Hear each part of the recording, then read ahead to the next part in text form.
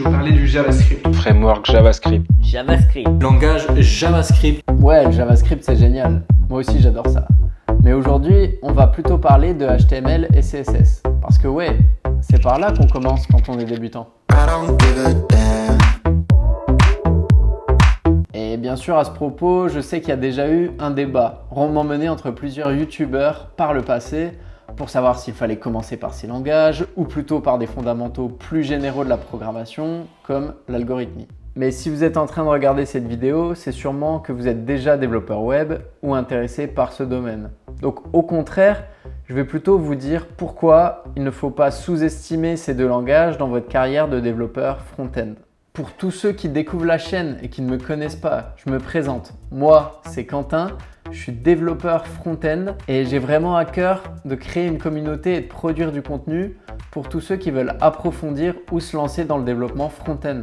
Je viens de passer un premier palier sur YouTube et j'apprécierais vraiment d'avoir un coup de pouce de votre part pour continuer à faire grandir la chaîne. Donc, likez cette vidéo et abonnez-vous si ce n'est pas déjà fait. J'ai beaucoup de contenu qui va arriver dans les prochaines semaines, rien que pour vous. Je ne sais pas si vous vous rappelez, mais il y a quelques années, c'était tranquille. Tu maîtrisais seulement HTML et CSS et c'était un métier à part entière nommé intégrateur. Mais l'industrie, elle s'en fiche de tout ça. Elle continue d'évoluer vite et avec l'intérêt énorme pour les frameworks JavaScript comme React et Vue, il faut qu'on s'adapte et ce n'est plus suffisant. Mais ce n'est pas parce qu'on rajoute de nouvelles compétences à maîtriser que les autres deviennent inutiles. Surtout que dans le cas d'HTML et CSS, je considère que c'est vraiment la base solide pour bâtir sa carrière de développeur front-end. Et puis ce qui est quand même cool avec ces langages, c'est la récompense immédiate de voir ce qu'on développe au fur et à mesure. Car le front-end, c'est quand même un métier très visuel. Et justement, dans le web, il y a une expression qui revient souvent, pixel perfect. Au-delà de la définition stricte, on peut retenir l'idée du développeur précis, rigoureux dans son intégration.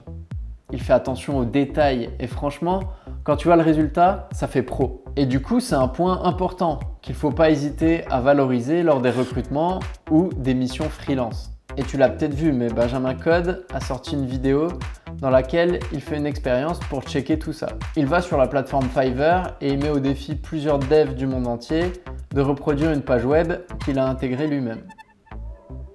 Donc comme ça a l'air plutôt facile, on se dit que les développeurs vont tous arriver au même résultat et surprise. Il a fixé une largeur précise. Voilà, là on a toujours ce scroll qui est hyper chiant. Regardez bien cette petite partie ici. Hop, là je crois que le line 8 c'est pas bon du tout. Ça démontre juste une très mauvaise connaissance du CSS. Pourquoi? Voyons voir en HTML à quoi ça correspond. Donc, les traits là sont plus fins qu'ils ne devraient l'être. Là regardez, ça passe l'un sur l'autre. Quand tu resize, c'est pas joyeux.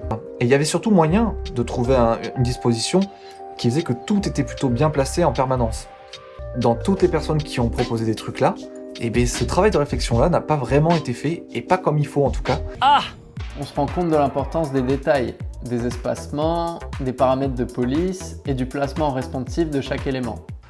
Ouais, ça c'est très bien comment c'est positionné. C'est même quasiment mieux positionné que dans ma propre maquette. Côté code, on remarque une structure de projet cool. Tout est bien isolé dans les dossiers respectifs qu'il faut.